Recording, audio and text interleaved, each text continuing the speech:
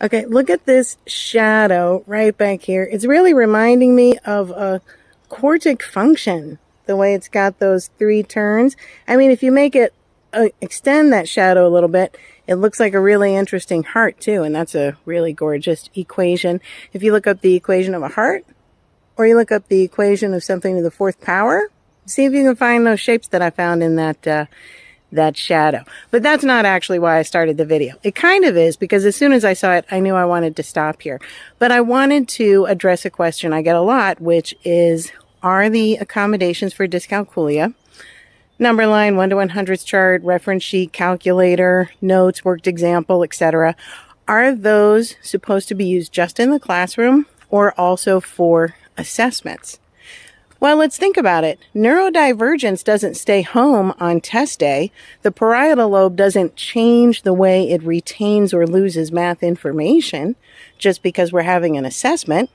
The human brain is the human brain. And the way all of your students interpret, understand, and recall math information is very unique and individualized to them. But it's consistent, and it happens on test day the same way it happens on lesson day. Now, some school districts are great about doing this, and I have students who we get the students stable, we get the accommodations in the IEP or 504, everybody's on board, and the next time I hear from that student is when they let me know they've been put on honor roll. That happens a lot. And then I have a lot of students where we're working with a school or a school district or a teacher who hasn't had as much training or exposure in neurodiversity, and they don't really understand the needs of students with specific learning disorders. They don't get the right accommodations at the right time. Then we have a much longer struggle.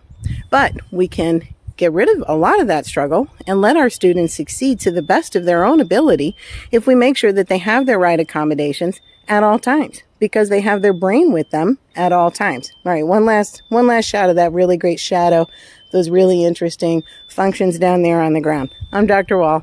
See you next time.